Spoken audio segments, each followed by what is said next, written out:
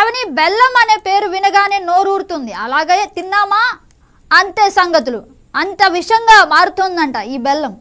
ఏంటి గంగనా నువ్వు చెప్తుంది? బెల్లం ఏంటి విషంగా మారటం ఏంటి? నాకేం అర్థం కావట్లేదు. శ్రావణి, కల్తీకి కాదు అనర్హం అన్నట్లు ఇప్పుడు బెల్లాన్ని కూడా కొందరు వ్యాపారవేత్తలు కల్తీ చేస్తున్నారంట. అది కూడా ప్రమాదకర రసాయనాలు కలిపి మరీ తయారు చేస్తున్నారంట.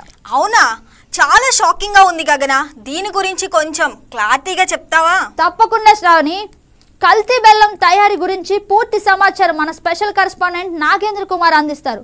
నాగేంద్ర, చెప్పండి, రసాయనాలు కలిసే బెల్లాన్ని అసలు ఎలా గుర్తించాలి?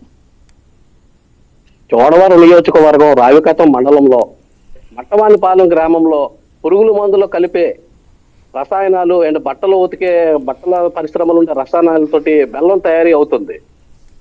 ఈ బెల్లం ఇక్కడ నుండి తయారయ్యి కర్ణాటక నుండి పంచదార లారీలతోటి హెవీ వెహికల్ తోటి పంచదార ఇక్కడికి ఎక్స్పోర్ట్ దిగుమతి అయ్యి ఇక్కడ నుండే నల్ల బెల్లం కలిపి ఇక్కడ నుండే బెల్లం ఎగుమతి అవుతుంది.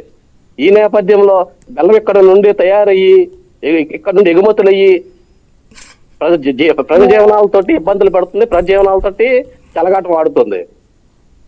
నాగేంద్ర, అసలు దీనిపై అధికారులు ఏమైనా చర్యలు తీసుకుంటున్నారా? విచిత్రం ఏంటంటే ఇప్పటి వరకు కూడాను ఇటువంటి అక్రమ బెల్లం తయారవుతుందని చెప్పి అధికారులకు ఎవరికి తెలియదు. కానీ నిన్న రాత్రి ఈ బెల్లంపై వచ్చిన వదంతాల ప్రకారంగానూ మీడియా ముందుకు వెళ్లడంతో అధికారులు పరుగులు పెడుతున్నారు.